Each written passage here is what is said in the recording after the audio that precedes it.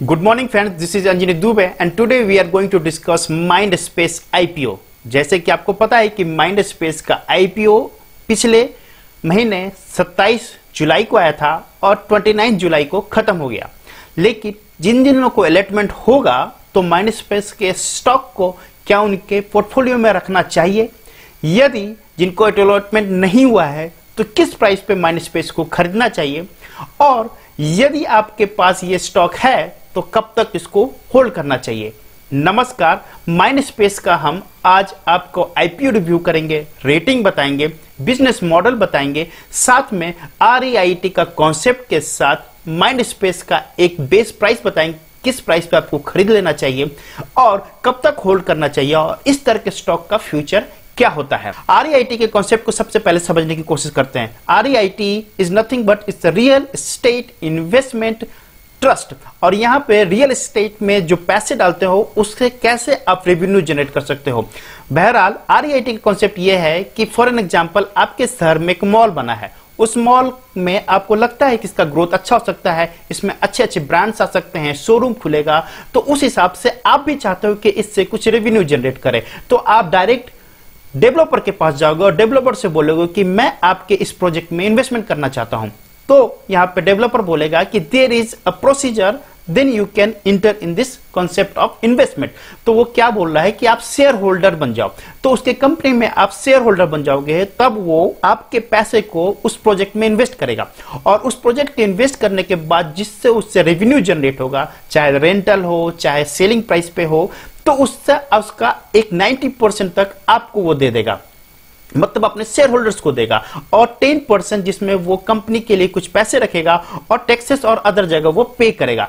तो इस तरह के कॉन्सेप्ट को रियल एस्टेट इन्वेस्टमेंट ट्रस्ट बोलते हैं, और वही यहाँ पे Mindspace करने जा रहा है। वैसे Mindspace यहाँ पे पहले से ही इन्वेस्टमेंट कर रखा है।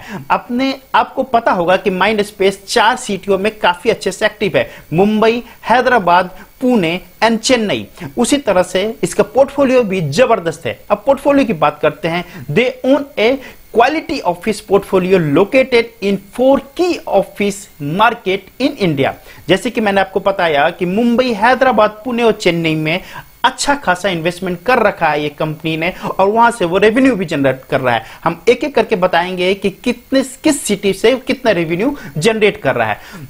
दूसरा सबसे इंपॉर्टेंट पॉइंट है, the portfolio has a total leasable area of 29.5 MSF and is one of the largest grade A office portfolios in India. जैसे कि मैंने आपको बताया कि इन 4 सिटियों में कंपनी ने काफी अच्छा इन्वेस्टमेंट कर रखा है, और वहां से प्रॉपर्टीज लीज पे लिए हुए हैं और रेवेन्यू जनरेट कर रहे हैं। उसी हिसाब से इनका जो क्वालिटी वर्क है वो भी आपको दिखेगा। Second point is very important, the portfolio has a total leasable area 29.5 MSF and is one of the largest grade A office portfolio in India.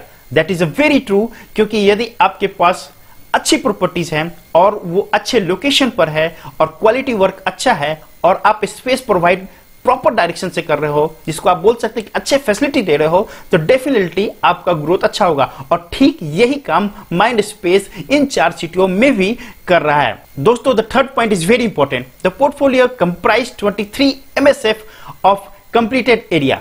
यहाँ पे 22.8 MSF of under construction area and 3.6 MSF of future development area as of the March 2020 Q4 report.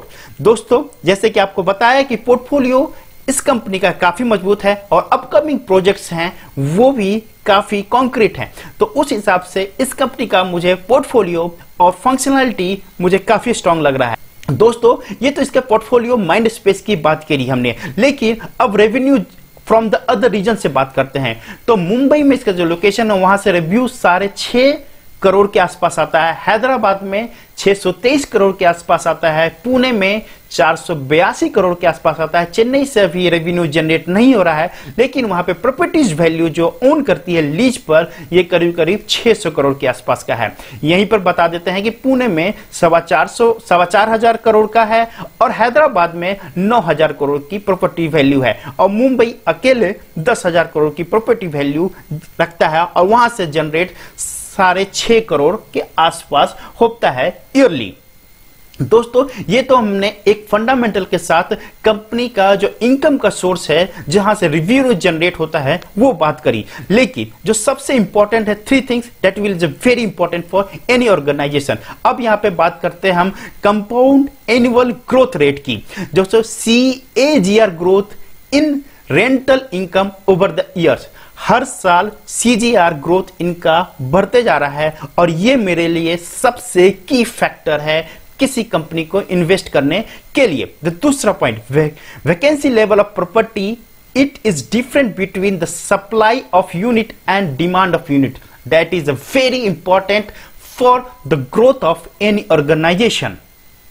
The third point is very important for as of now, 40% of Mindspace property concreted in Hyderabad, जो 40% company के जो areas है वो हैदराबाद में available है। और the real estate market of Hyderabad is growing well, और वहां पे कंपनी अच्छा परफॉर्म भी कर रही है और अच्छा रेवेन्यू जनरेट भी कर रही है। इसलिए माइंडस्पेस फ्यूचर में हैदराबाद को भी काफी नजर में रखा है। So these are the things which is very important for any organisation need to be view as a investor, but these are things not only to be direct और इनडायरेक्ट कि मैं इस कंपनी में होल्ड करूं, bye करूं, या फिर मैं जो मुझे अलॉटमेंट होता है सेल कर दूं।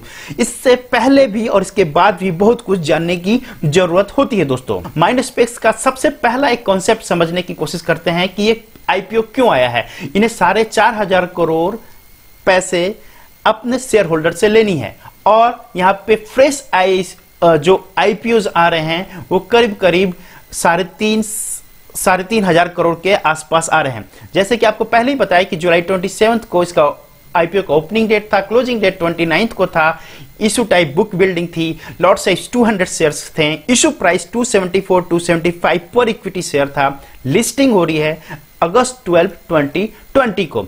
अब दोस्तों इस हिसाब से मुझे इसका फंडामेंटल अच्छा लग रहा है। ओवरऑल जो ऑब्जेक्टिव है माइंडस्पेस कंपनी का, बिजनेस मॉडल है, वो मुझे अच्छा लग रहा है। लेकिन यहाँ पे मुझे प्रमोटर्स और मैनेजमेंट के बारे में एक बार सोचने के लिए बोलता है। तो मैं यदि सोचता हूँ यहाँ पे प्रमोटर और मैनेजमेंट को, तो यहाँ पे sponsor of Mindspace REIT are ACL and CTL, that is a big sponsor LLP company है वहां पर, और महाराष्ट्र में इस तरह की कंपनियों को ये काफी प्रमोट कर रहा है। Both ACL and CTL form part of KRC group, तो एक बड़ा नाम इनके साथ जरूर जुड़ा है। अब इस तरह के कंपनी में इन्वेस्टमेंट करने से पहले आप इस कंपनी का एक ओवरव्यू रिपोर्ट देखना बहुत जरूरी होता है। So let's go for the IPO review. Rating करते हैं कि किस हिसाब का ये IPO है, और उसके बाद इसके बाय सेल होल्ड का हम कॉन्सेप्ट पे बात करेंगे। तो इंडस्ट्री सेंटिमेंट 8.1 है out of 10, that is a feeling good for me. Industries ranking की बात करते हैं 7.2, लिटिल बिट यहाँ पे मुझे थोड़ा सा कंसर्न जरूर है, लेकिन कंपनी बैकग्राउंड मुझे काफी हैप्पीनेस लग रहा है। 8.2 आउट ऑफ 10। यहाँ पे कंपनी रेपुटेशन 7.8 है, जो भी मुझे थोड़ा सा कंसर्न कर सकता है कि लॉन्ग रन में यदि परफॉर्मेंस अच्छा रहा तो डेफिनेटली मुझे ये स्ट्रॉन्ग लग सकता है। फाइनेंशियल स्टेटमेंट और कॉम्पिटिटिव भी मुझे यहाँ पे स्ट्रॉन्ग है। फाइनेंशियल स्टेटमेंट लास्ट ईयर 8.2 है आउट ऑफ 10, जो मुझे इस IPO में इन्वेस्ट करने के लिए बाध्य कर रहा है। और प्रमोटर का भी जो रेपुटेशन है वो भी मुझे 7.8 आउट ऑफ 10 दिख रहा है। तो ओवरऑल IPO का जो रेटिंग है प्रमोटर के हिसाब से मुझे अच्छा लग रहा है। अब रेंटल और टॉप ब्रोकर का रिव्यू मुझे यहाँ पे थोड़ा सा कंसर्न है। 7.3 है, रेंटल 7.3 आउट ऑफ 10 है, अब टॉप ब्रोकर के रिव्यू 7.7 है। लेकिन ओवरऑल रेटिंग की बात करते हैं तो 7.5 है, और स्टार रेटिंग की बात करते हैं आउट ऑफ 5 में 4 रेटिंग मिल रही है। तो मुझे इस तरह के IPO में इन्वेस्ट करने के लिए मन तो जरूर रहता है, लेकिन यहां पे मुझे कंसर्न है कि 274 और 275 पे लिस्टिंग जो हुआ है उस स्टॉक को आप यदि आपके पोर्टफोलियो में नहीं आता है, आपको वो अलॉट नहीं होता है, तो क्या करना होगा? आप 250 से लेके 300 के बीच में ये स्टॉक जरूर खरीदिए। लॉन्ग टर्म के लिए आप 450 450 के आसपास का टारगेट रखिए, इससे बड़ा टारगेट ना रखें। स्टॉप लॉस आप 200 का रखिए, आप जब भी स्टॉक मार्केट में आएगा तो डेफिनेटली 102 दिन के अंदर में एक अच्छा बूस्टअप जरूर देगा, उसके बाद एक कंसिडरेशन जोन में चला जाएगा और उसके बाद ये एक छोटे से अमाउंट के थ्रू ही ऊपर बढ़ते हुए नजर आएगा और मार्केट डिपेंडेंसी पे ये अपना परफॉर्मेंस दिखाएगा।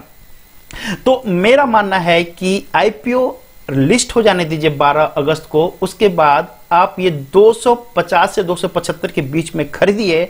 आपका टारगेट होगा 450 के लिए, लेकिन एक लंबे नजरिया के लिए स्टॉप लॉस 200 रखिएगा। लेकिन आप लॉन्ग टर्म पे इन्वेस्टमेंट करते हैं तभी इसमें डालिएगा, शॉर्ट टर्म में आपको क्विक मनी जनरेट नहीं होगा। माइंड स्पेस स्टॉक के बारे में जो बताया आपको कैसा लगा कमेंट बॉक्स में आप जरूर अपडेट कीजिएगा। किसी नए स्टॉक के बारे में जानना चाहते हैं तो प्लीज कमेंट बॉक्स में अपडेट कीजिएगा। आप हमें ट्विटर पर फॉलो कर सकते हैं। मिलते हैं किसी नए स्टॉक के साथ, तब तक के लिए जय भारत।